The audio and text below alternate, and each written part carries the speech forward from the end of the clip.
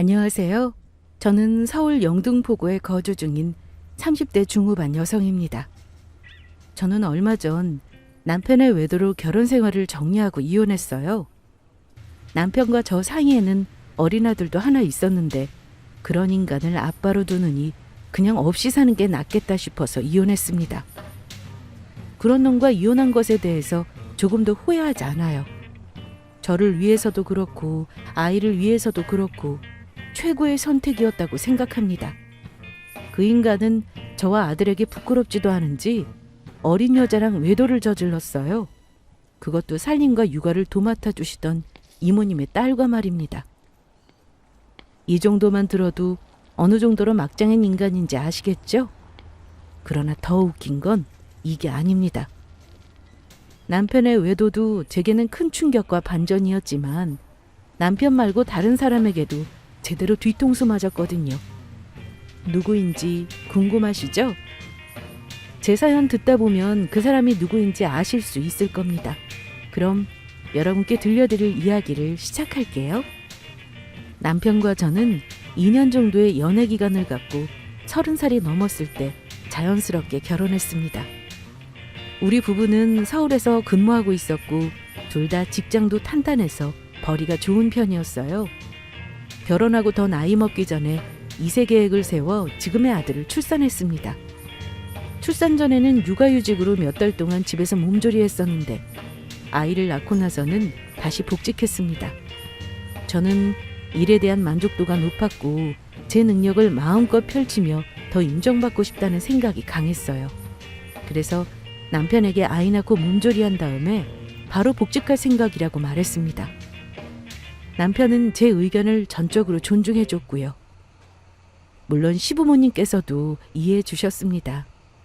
왜 어른들은 아이가 어릴수록 엄마와 함께하는 시간이 중요하다면서 쉬었으면 하시잖아요. 그런데 저희 시부모님은 아까운 능력을 뭐하러 썩히냐면서 출근하라고 하셨습니다. 아이는 두 분이 대신 봐주시면 된다고 하셨죠. 그렇게 시부모님께 아이를 맡기고 매달 얼마씩 용돈 개념으로 챙겨드렸습니다. 그러다 연세가 있으셔서 그런지 허리랑 무릎이 안 좋아지셔서 하는 수 없이 베이비시터를 고용하게 됐어요. 남편과 저는 경제적으로 여유로워서 처음부터 베이비시터를 고용할 생각이었는데 시부모님께서 낯선 사람에게 맡기는 건 조금 그렇다고 하셨습니다. 두 분이 돌보면 된다고 하여 아이를 맡긴 건데 아이 돌보는 일이 체력적으로 힘들어서 그런지 이래저래 무리하시다가 결국은 병원 신세를 지게 되었죠. 그 후부터는 저희가 좋은 베이비시터를 알아보겠다고 했고 주변 지인들에게 수소문한 끝에 이모님을 만나게 되었습니다. 안녕하세요. 오늘부터 이 집안의 살림과 육아는 전적으로 제게 믿고 맡기시면 됩니다. 앞으로 잘 부탁드려요. 제가 아는 친구가 출산하고 나서 저처럼 복직하고 베이비시터를 고용했는데 괜찮다고 추천하길래 업체 전화번호를 받았어요. 남편과 저는 둘 다 직장인이고 업무가 많은 편이라 집안일까지 신경 쓰기 어려울 것 같아서 살림과 육아를 도맡아 주실 분을 찾았습니다. 가정부 겸 베이비시터 역할까지 하는 거라 적은 비용은 아니었어요. 그래도 괜찮았습니다. 저희 부부는 충분히 감당할 수 있는 능력이 되었으니까요. 업체에 전화했을 때 돈은 크게 신경 쓰지 않으니 그저 좋은 분으로만 소개해달라고 했습니다. 여러 후보를 보여주셨는데 그중에서 한 이모님이 눈에 띄었습니다. 인상이 가장 좋고 온화해 보였어요. 제가 관심 있어 하자 업체에서 그러더군요. 이모님은 손도 빠르고 야무지시다고요. 제 집처럼 꼼꼼하게 살림하는 건 기본이고 경험이 많아서 아이를 그렇게 잘 보신다고 하셨습니다. 고용한 사람들이 평도 좋았다며 추천하길래 그 이모님을 모시기로 결정했어요. 그렇게 이모님은 우리 집으로 출근하셨고 살림과 육아를 도맡아 하셨습니다. 이모님, 제가 오늘 야근이라 많이 늦을 거예요. 그이가 최대한 일찍 퇴근해보겠다고 했으니까 그때까지만 집에 계셔주세요. 네, 그럼요. 걱정 말고 다녀오세요. 아이고 참, 이게 뭐예요? 보니까 맨날 시간 없어서 아침밥도 못 드시고 출근하시잖아요. 자고로 사람은 배가 든든해야 일할 힘이 나잖아요. 그래서 갈 때 드시라고 건강 주스 좀 만들어 봤어요. 쓴 거 못 드시니까 과일 많이 넣었어요. 맛있을 거예요. 어머, 감사해요. 따로 부탁드린 것도 아닌데 이렇게 신경 써주시고. 아유, 괜찮아요. 별것도 아닌데요, 뭐. 그럼 걱정하지 마시고 다녀오세요. 처음에는 이모님께 모든 걸 믿고 맡길 수 있을까 걱정도 됐습니다. 좋은 분이라고 생각되지만 사람 일이라는 게 모르는 거잖아요. 살림과 육아로 받은 스트레스를 우리 아이에게 풀면 어쩌나 싶기도 하고, 알던 사람이 아니라서 신뢰도가 많지 않았기에 살짝 불안한 마음은 있었습니다. 그러나 한 일주일 정도 하시는 일을 지켜보니까 괜한 걱정을 했다 싶더군요. 이모님의 일처리는 정말 대단했습니다. 살림이며 육아며 뭐 하나 흠잡을 것 없이 완벽했어요. 적응력도 빨랐고 안정적으로 아이를 대하는 모습에서 큰 신뢰감이 쌓였습니다. 오히려 제가 이모님께 많은 걸 배웠어요. 거기다 눈썰미와 센스가 참 좋으셨습니다. 제가 말하지 않아도 알아서 척척 일을 처리하셨고, 나중에는 엄마처럼 저희 부부의 건강까지 챙겨주실 정도였어요. 따로 말씀드린 일이 아니라서 굳이 하지 않으셔도 되는 일까지 신경 써주시니 참 감사하면서 좋은 분을 만나 다행이라는 생각이 들었습니다. 한 번은 일하던 중 아이 몸이 불덩어리처럼 뜨겁고 많이 아프다는 연락을 받았어요. 열이 너무 심해서 병원 응급실에 가야 할 것 같다고 하시길래 알겠다고 했고, 저는 하던 일을 마무리 짓고 급히 병원으로 향했습니다. 이모님! 왔어요. 애는 좀 어때요? 다행히 열은 조금씩 떨어지고 있어요. 일하다 많이 놀랐죠? 네, 뭐 그렇기는 한데. 그런데 이모님, 저보다 이모님이 더 놀라신 것 같은데요? 아이가 자지러지게 아프다는 말에 헐레벌떡 병원으로 뛰어갔습니다. 다행히 열은 조금씩 잡혔다는 말을 들었고, 그제야 이모님의 행색에 눈에 들어오기 시작했어요. 잔뜩 헝클어진 머리에 얼굴에는 식은땀이 한가득하였습니다. 거기다 얼마나 급하게 나왔는지 한쪽은 신발을 안 신고 있었어요. 오른쪽은 슬리퍼, 왼쪽은 양말만 신은 상태였습니다. 이모님, 한쪽 신발이 없는데요. 급하게 나온다고 제대로 못 신고 나오신 거예요? 이러면 발 다치시면 어쩌시려고요? 아이가 워낙 몸이 뜨겁고 금방이라도 숨 넘어갈 듯이 울어서 정신이 없었어요. 괜찮아요. 신발 한쪽 안 신으면 어때요? 애 아픈 게 더 중요하지. 애들 어릴 때 한 번씩 크게 아프곤 해요. 내 딸도 어릴 때 이렇게 아팠었거든요. 한 번 겪어본 일인데도 우왕좌왕 정신 없었네요. 내 새끼 아픈 것처럼 어찌나 마음이 졸였는지. 그래도 이제 열 떨어져서 다행이에요. 이렇게 새근새근 자는 모습 보니 마음이 좀 놓여요. 이모님. 우리 아이를 생각하는 이모님의 마음을 알게 된 순간 모든 걱정과 불안이 눈 녹듯 사라졌습니다. 그 진심에 크게 감동했다고나 해야 할까요? 이런 사람이라면 걱정 없이 모든 걸 맡길 수 있겠다는 확신이 들었어요. 그때부터 우리 부부는 이모님께 마음을 열고 더 친근하게 다가갔습니다. 그로 인해 이모님과는 가족처럼 편한 사이로 지낼 수 있었고, 점차 우리 사이에는 큰 신뢰와 정이 쌓이게 되었죠. 그렇게 우리는 이모님께 집안일을 의논하기도 하고 모든 걸 전적으로 맡기며 크게 의지했습니다. 한편으로는 그게 참 감사하더군요. 가족도 아닌데 일에 전념할 수 있도록 믿고 의지할 수 있다는 게 너무 고마웠습니다. 비록 일한 만큼 챙겨드리기는 했지만 이 밖에 도움될 만한 일이 있다면 기꺼이 도와드리고 싶었어요. 그러던 어느 날 이모님께 무슨 일이 생긴 듯 보였습니다. 며칠 전부터 얼굴빛이 눈에 띄게 안 좋아졌고 크게 한숨 쉬는 날이 많아졌어요. 어디 아프시냐고 걱정스럽게 여쭤봐도 별일 아니라면서 넘어가셨는데 점점 그런 날이 많아지니까 아무래도 안 되겠더군요. 하루는 퇴근하는 이모님을 붙잡고 자리에 앉혔습니다. 이모님, 잠시만요. 여기 좀 앉아보세요. 왜? 무슨 일 있어요? 그게 요즘 이모님 얼굴이 너무 안 좋아서요. 무슨 일 있는 거 맞죠? 일은요 무슨. 괜찮아요. 괜찮기는 뭐가 괜찮아요. 1년 넘게 이모님 얼굴 보고 살았는데 딱 보면 알죠. 일하다가 멍하니 생각에 잠기고 크게 한숨 쉬시잖아요. 아무래도 뭔 일 있는 것 같은데 말씀해보세요. 참, 뭘 말해도 되나 모르겠네. 이모님은 쉽사리 털어놓지 못하고 말하기를 주저했습니다. 그래서 저는 우리 사이에 말 못할 고민이 뭐 있냐면서 말해보라고 했어요. 그동안 우리 가족 고민도 다 들어주시며 도와주셨는데 우리라고 못할 게 뭐 있냐고 했습니다. 그러자 이모님은 망설임 끝에 어렵사리 입을 떼셨어요. 그게 사실은 집에 일이 좀 생겼어요. 글쎄 우리 딸이 일하다가 사고를 쳤지 뭐예요. 무슨 사고요? 우리 딸이 일하다가 실수로 손님 옷을 망가뜨렸어요.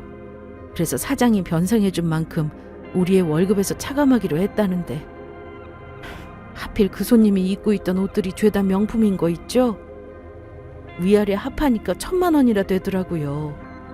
매달 나가는 돈에 학자금 대출도 갚아야 하고 시집갈 돈도 모아야 하는데 그 큰 돈을 월급에서 차감해버리면 우리 애는 뭐 먹고 살아요. 엄마인 내가 도와주고 싶은데 모아놓은 돈도 없고 제 월급도 다 대출금 갚는 데 들어가거든요. 그이가 살아생전에 집을 담보로 대출받은 게 있어서 그거 갚느라 허리가 휘네요. 자식이 이렇게나 힘들어하는데 도와줄 힘은 없고 너무 속상한 거 있죠? 어디 빌릴 곳도 없고 엄마가 되어서 아무것도 못해주니 그저 미안해 죽겠어요. 이모님의 이야기를 들어보니 사정이 안 됐더군요.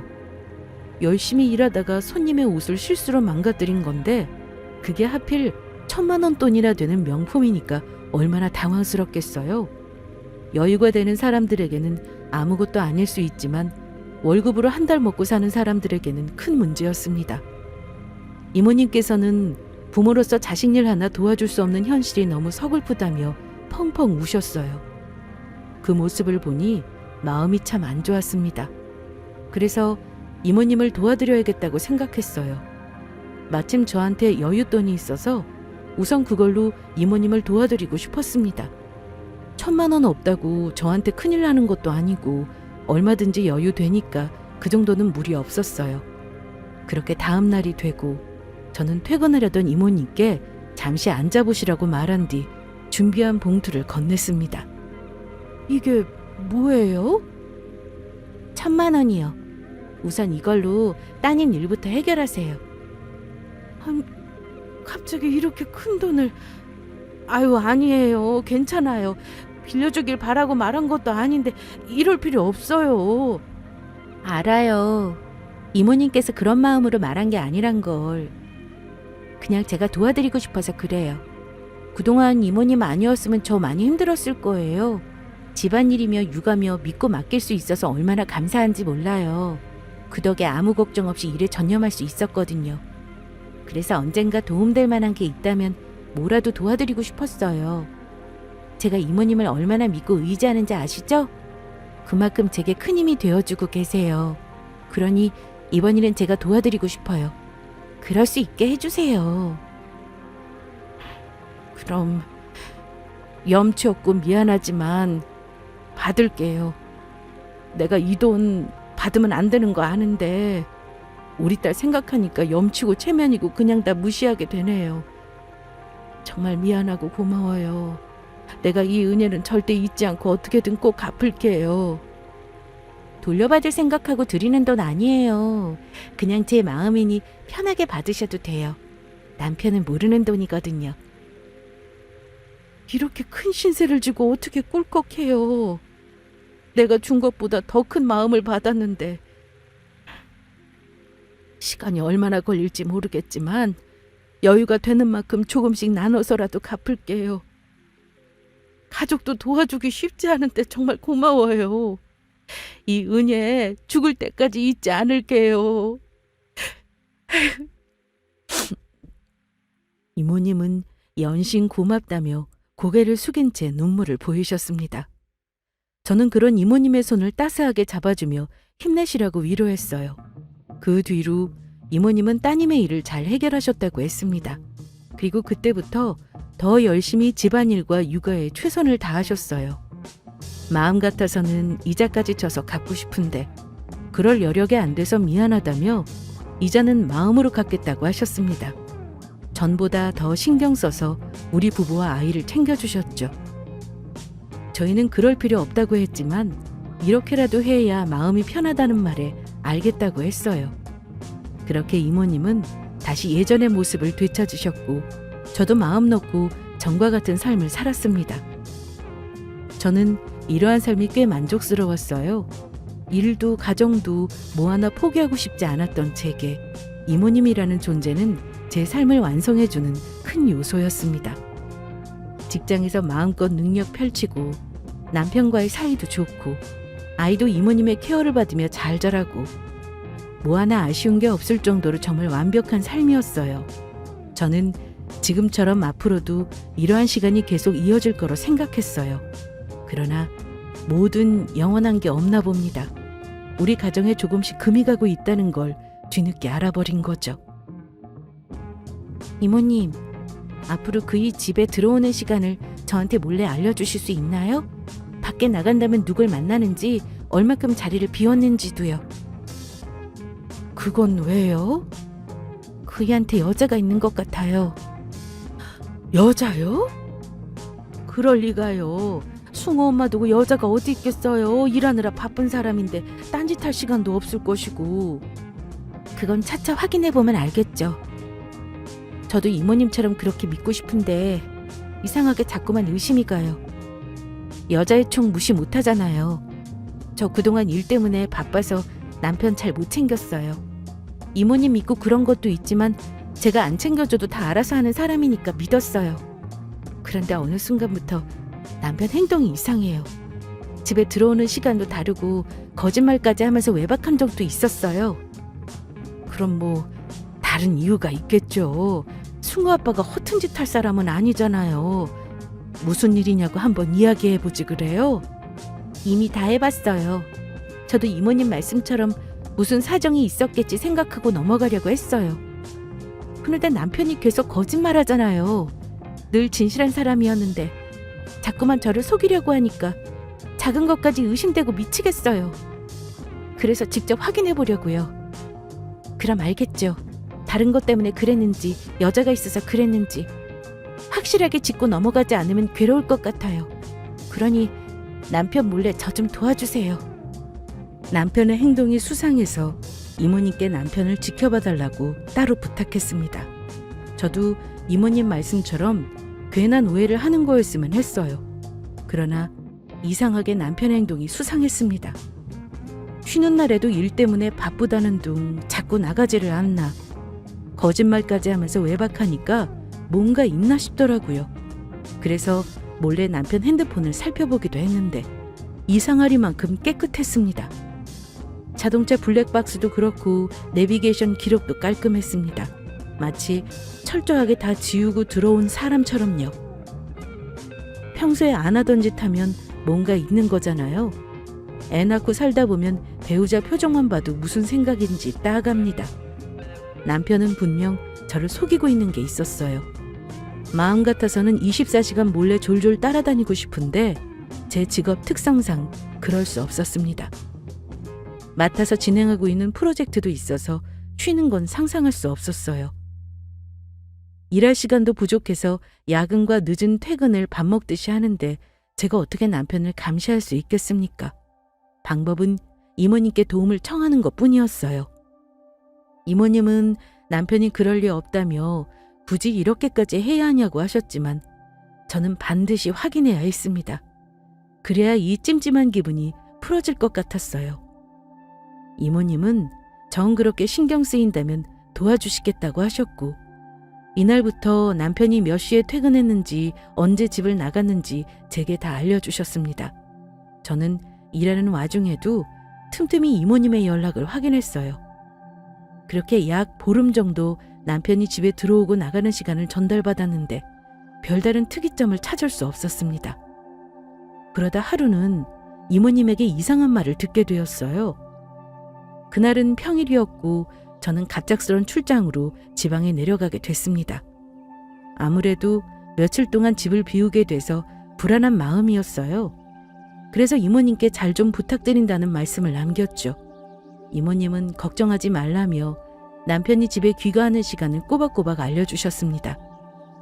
바쁜 일정을 소화하면서도 이모님의 연락을 틈틈이 확인했어요. 이날도 남편이 일찍 귀가해서 아이와 쉬고 있다는 연락을 받았고 저는 마음 놓고 늦은 저녁을 먹으러 동료와 호텔 근처로 향하던 중이었습니다. 그런데 앞에 남편과 비슷한 사람이 걸어가고 있더군요. 그 사람은 어떤 여자와 정답게 팔짱을 끼고 걸어가고 있었고 남편과 닮은 사람인가 싶었는데 이상하게 자꾸만 시선이 갔습니다. 자세히 쳐다보니 세상에나 제 남편이 맞더군요. 남편은 어떤 여자와 정답게 이야기를 나누며 호텔에 들어갔습니다. 그 광경을 목격하는 순간 심장이 쿵쾅거리면서 다리에 힘이 그대로 풀려서 휘청거렸어요. 옆에 있는 동료가 괜찮냐며 부축했고 저는 정신 나간 사람처럼 동료의 손을 뿌리치고 황급히 호텔 안으로 들어갔어요. 그러나 남편과 내연녀의 모습은 온데간데 없이 사라진 상태였습니다. 아무리 주변을 두리번거려도 보이질 않았어요. 내가 방금 뭘 본 거지? 헛것을 본 건가?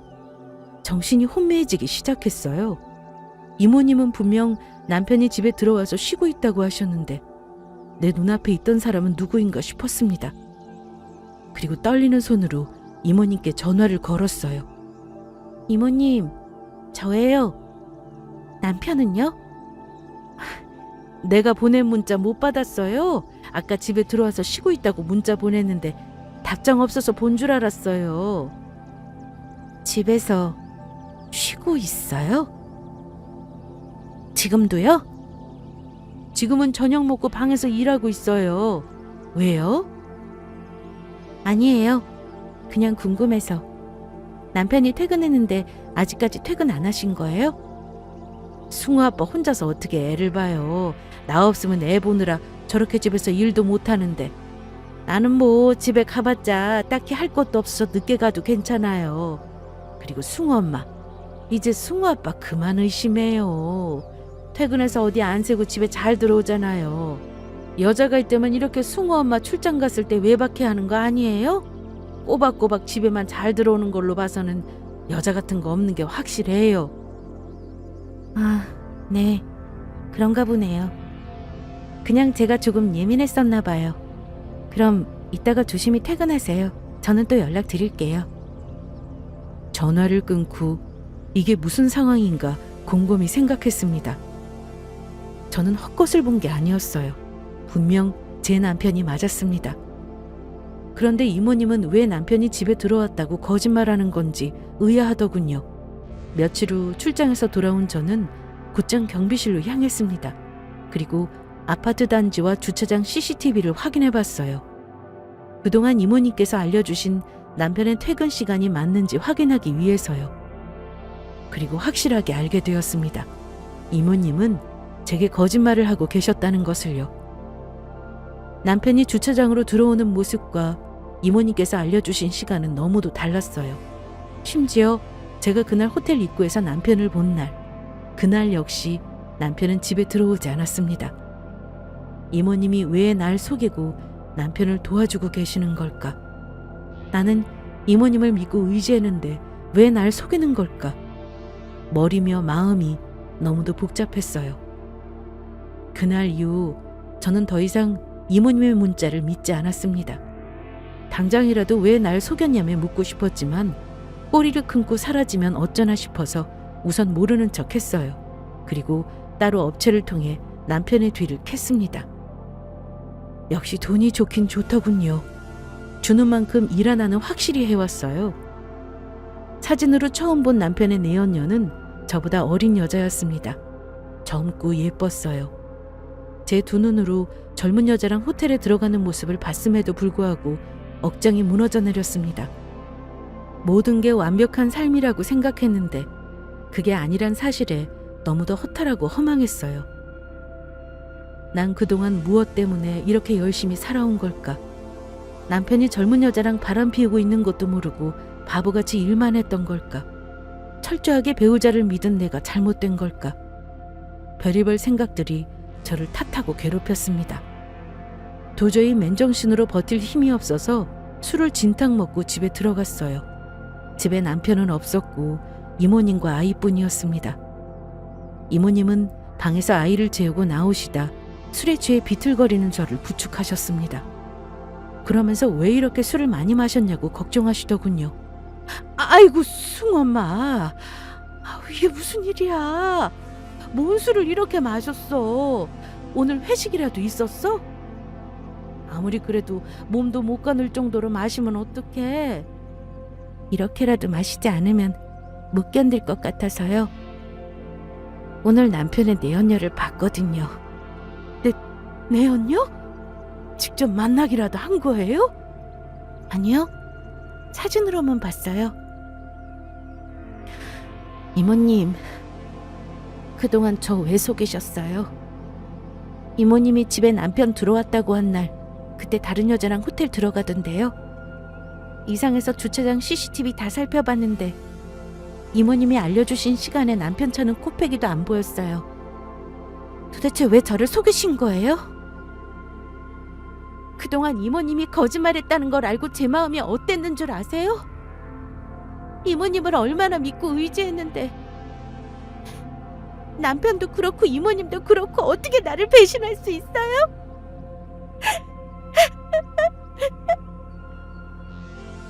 제 말에 이모님은 사색이 된 얼굴로 자리에 주저앉으셨습니다.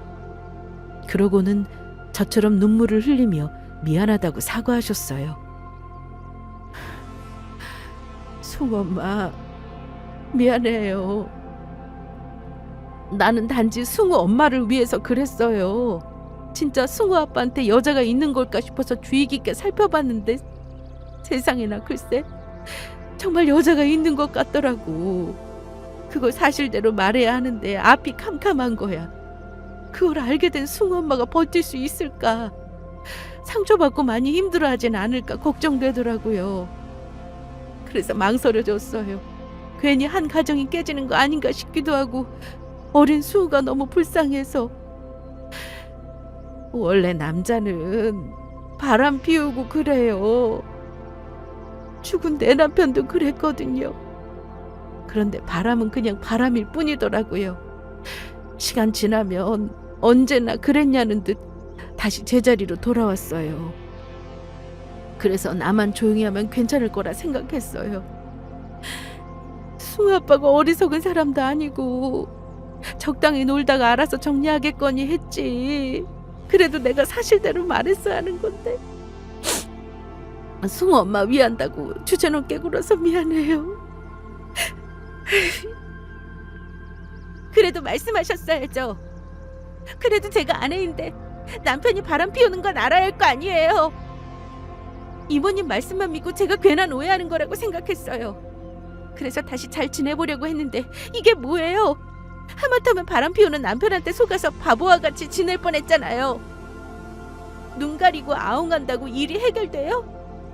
바람 피운 사실이 없어지는 것도 아니잖아요. 속인 건 미안하지만 난 정말 숭우 엄마를 생각해서 그런 거예요. 다른 뜻은 없어요. 이모님은 저를 위해서 거짓말했다고 하셨지만 저는 너무도 큰 배신감과 상처를 받았습니다. 술도 마셨겠다. 감정이 소용돌이처럼 마구 휘몰아쳤고 그간 마음고생한 것까지 합쳐서 서럽게 울어댔어요. 이모님은 그런 제게 연신 미안하다며 사과하셨고 같이 울어주셨습니다. 이모님이 날 위해 그런 거짓말을 했다는 걸 머리로는 이해했지만 서운한 감정은 어쩔 수 없었어요. 그래서 당분간 이모님 얼굴 보기 힘들 것 같다고 했습니다. 그렇게 술에 취한 채 한참을 울다가 지쳐서 잠들었고 다음날 아침에 눈 떠보니 저는 침대에 누워있더군요. 숙취로 깨질 듯한 머리를 부여잡고 부엌으로 향하자 남편이 해장국을 끓이고 있었습니다. 일어났어? 얼른 와서 앉아. 내가 해장국 끓여놨어. 대체 어제 술을 얼마나 마신 거야? 이모님은 어쩌고 당신이 밥을 차리고 있어? 이모님은 이제 안 오셔. 오늘부로 그만두신대. 뭐? 그게 무슨 소리야? 나한테는 그런 말씀 없으셨는데? 나도 모르겠어. 오늘 아침에 문자로 그만두겠다고 그러시네. 남편의 말을 듣고 술이 확 깨더군요. 너무 놀라서 황급히 핸드폰으로 이모님께 전화를 걸었습니다. 그러자 남편은 소용없다고 했어요. 본인도 갑자기 그만두신다고 해서 무슨 일 있나 싶어서 전화했는데 아무리 걸어도 받질 않았다고 했습니다. 역시나 이모님은 제 전화도 받지 않으셨어요. 뭔가 마음이 불편하고 찜찜했습니다. 아무래도 이모님이 그만둔 이유가 저 때문인 것 같았어요. 물론 이모님이 절 속인 건 명백한 잘못입니다. 그러나 저를 위한 선택이었다는 말이 계속 마음에 맴돌았어요. 때로는 모르는 게 약이라는 말이 있듯이 이모님은 우리 가정을 지키고 싶었던 것뿐인데 내가 너무 감정적으로 몰아붙였나 싶더군요. 그간의 정도 있고 우리를 잘 챙겨주셨는데 이렇게 끝나는 건 아니다 싶었습니다. 바람 피운 남편은 용서 못해도 나와 아이를 지키기 위한 이모님의 거짓말은 용서해도 되지 않을까 하는 마음이 들었어요. 하루 종일 고민 끝에 이모님을 만나 이야기를 나눠야겠다고 결심했습니다. 매듭 지은 것도 없이 이렇게 마무리하는 건 아닌 것 같더군요. 그날 저녁 퇴근하자마자 이모님의 이력서를 찾았고 그곳에 적힌 주소로 향했습니다. 빈손으로 가기 뭐해서 과일 바구니를 하나 사서 갔습니다. 두리번거리며 이모님의 집을 찾았고 마침내 이모님이 사시는 빌라가 보였어요. 계단을 오르며 천천히 올라가는데 순간 위층에서 문이 열리며 누군가 나오는 소리가 들렸습니다. 이모님, 이만 가보겠습니다. 나오시지 마세요. 아유, 우리 예비사위 간다는데 어떻게 안 나와봐. 그나저나 언제까지 이모님이라고 부를 거야. 이제 편하게 장모님이라고 불러야지. 장모님이요? 그래, 장모님. 어차피 이혼할 거 아니야? 난 그냥 내 사위다 이렇게 생각하고 있어. 승우 엄마가 김서방한테 여자 있다는 거 다 알았는데 이혼 안 하고 가만히 있을 사람이 아니잖아. 그동안 내가 두 사람 만나는 거 감춰주려고 얼마나 애먹었었는데 이혼 준비하라고 시간까지 벌어주고. 물론 승우 엄마가 끝까지 몰랐으면 좋겠지만 일이 이렇게 된 걸 어쩌겠어. 아무튼 이제 우리 한 식구 되는 건 시간 문제니까 편하게 부르면서 지내자고. 그래 오빠, 빨리 이혼하고 나랑 결혼하자. 승우 조금이라도 어릴 때 정리하면 좋잖아. 이건 틀림없이 남편과 이모님의 목소리였습니다. 떨리는 마음으로 고개를 들어 위층 계단을 쳐다봤어요. 계단 난간 틈으로 남편과 이모님의 모습이 보였습니다. 그리고 그 옆에는 사진으로 본 남편의 내연녀도 있었죠. 이모님을 용서하러 왔는데 생각지도 못한 반전에 머리가 멍해졌습니다. 온몸에 힘이 풀리면서 들고 있던 과일 바구니를 떨어뜨리고 말았어요. 우당탕 과일들이 계단 밑으로 굴러갔고 그 소리에 그들은 고개를 돌려 계단 쪽을 쳐다봤습니다.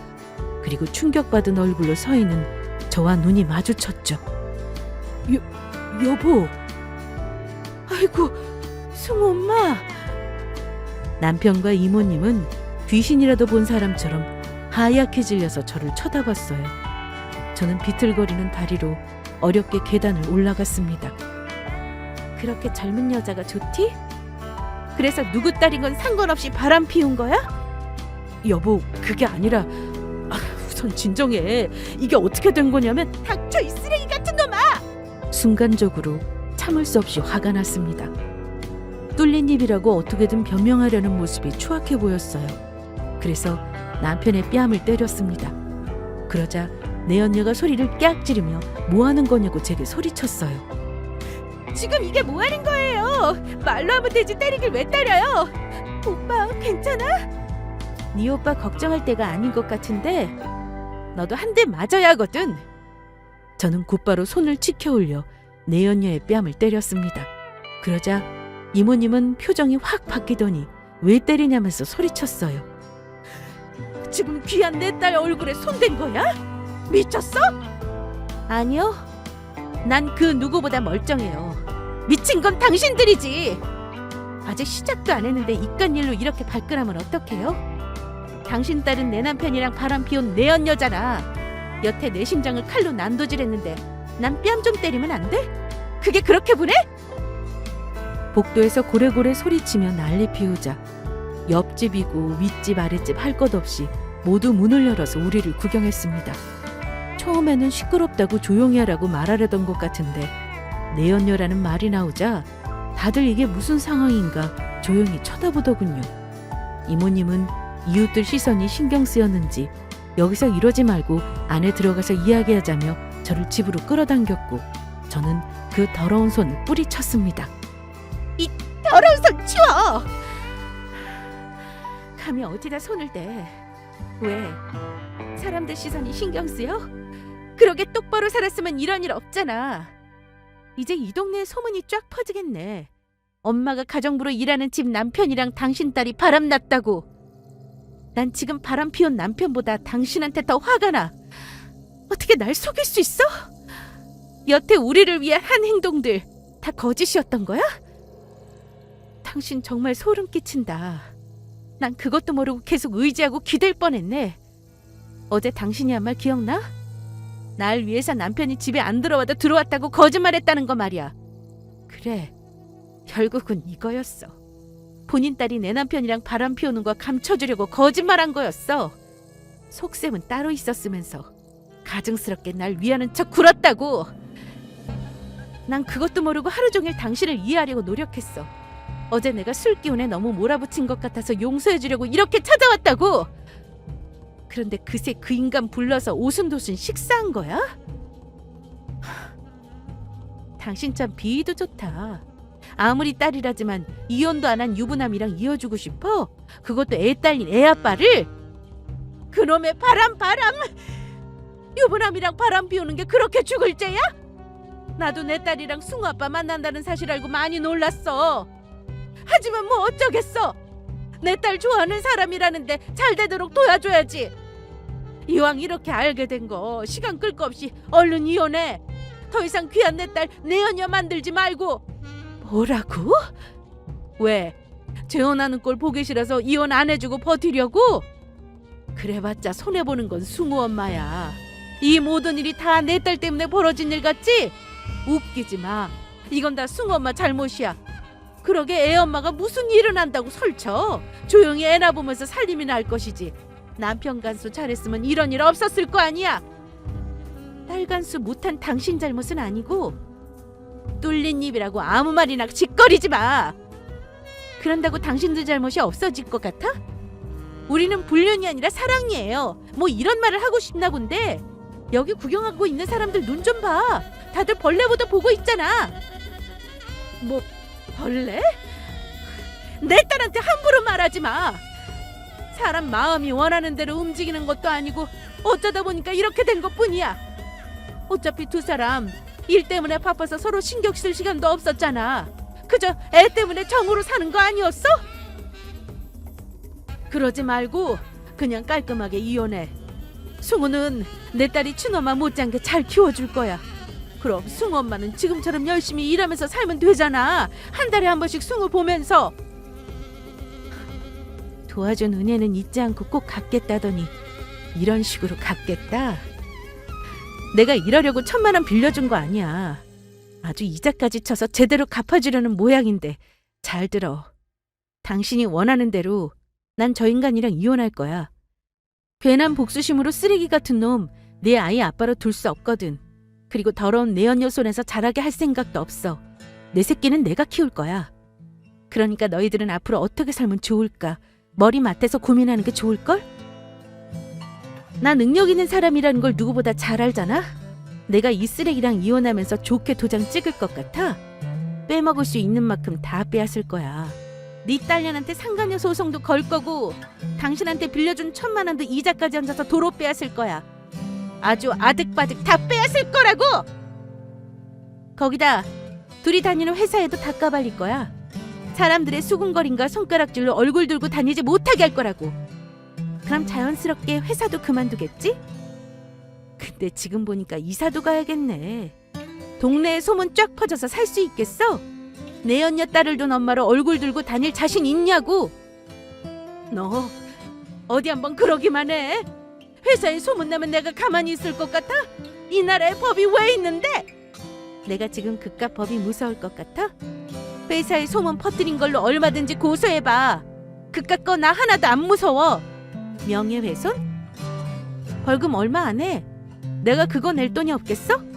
얼마든지 낼 수 있고 실력 좋은 변호사까지 선임할 수 있어. 그러니까 어디 한번 해보자고. 누가 이기나. 내가 네 딸년 인생 아주 망쳐놓을 거야. 평생 죽을 때까지 내 언녀라는 꼬리표 달고 살게 할 거라고. 인연이 감히 내 딸한테? 이쯤 되니 이모님이라고 부르고 싶지도 않네요. 내 언녀의 엄마란 사람은 분을 이기지 못하고 제게 달려들었습니다. 제 머리채를 잡고 마구잡이로 흔들었고 계단에서 실랑이 하다가 제가 크게 다치게 됐어요. 주변에서 구경하고 있던 사람 중 한 명이 대신 경찰에 신고해줬고 내 언니 엄마를 제게 떨어뜨렸습니다. 제3자가 봐도 잘못한 사람은 저들이기에 제 편을 들기 시작했어요. 그렇게 경찰이 출동하고 저는 폭행으로 고소했습니다. 병원 가서 진단서도 떼고 이혼 준비도 들어갔어요. 고맙게도 구경하던 이웃 주민분들 중 한 분이 증인까지 해주신다고 하셨습니다. 그 전에 모아놓은 불륜 증거들도 있어서 바로 이혼 소송 들어갔고 위자료 문제로 시간이 조금 걸렸지만 제가 받을 수 있는 만큼 다 챙겨받았어요. 그리고 상간녀 소송과 그 엄마의 폭행 고소까지 아주 바쁘게 지냈습니다. 죽어도 합의 안 해준다고 버텼고요. 내 언녀 회사와 남편 회사에 불륜 소문까지 냈어요. 제가 직접적으로 밝히면 명예훼손으로 걸려서 피곤해질 수 있다는 변호사의 조건을 듣고 머리 좀 썼습니다. 그 둘의 회사에 찾아가서 여직원들이 모여있는 곳에서 전화 통화하는 척하며 둘의 불륜 사실을 이야기했어요. 그러자 그 직원들이 저 대신 여기저기 소문을 퍼뜨렸고 얼굴도 못 들고 다닐 정도로 상황이 심각해졌습니다. 급기야는 회사 이미지 문제로 잘리게 되었다더군요. 저한테 일부러 소문낸 거라고 막 따지면서 명예훼손 들먹였는데 저는 그냥 회사 앞에서 통화한 게 다라며 소문 퍼뜨리지 않았다고 밀고 나갔어요. 누가 들어서 소문낸 것까지 내가 어떻게 다 관리하냐면서 따지니까 씩씩거리며 아무 말도 못했습니다. 나중에는 상황이 불리해지자 남편과 헤어지겠다며 싹싹 빌었고 제발 엄마와 합의해달라고 울고불고 매달렸어요. 남편 역시 한눈 팔아서 미안했다며 본인을 용서하고 다시 받아달라고 했습니다. 사랑 어쩌고 할 때는 언제고 돈 잃고 회사 잘리니까 그제서야 서로를 헌신짝 버리듯 버리더군요. 참 간사한 사랑이죠. 아무튼 저는 끝까지 그들이 벌받는 꼴을 지켜볼 생각입니다. 제 이야기가 여러분께 속 시원한 사이다가 되었으면 하네요. 그럼 지금까지 긴 사연 들어주셔서 감사합니다.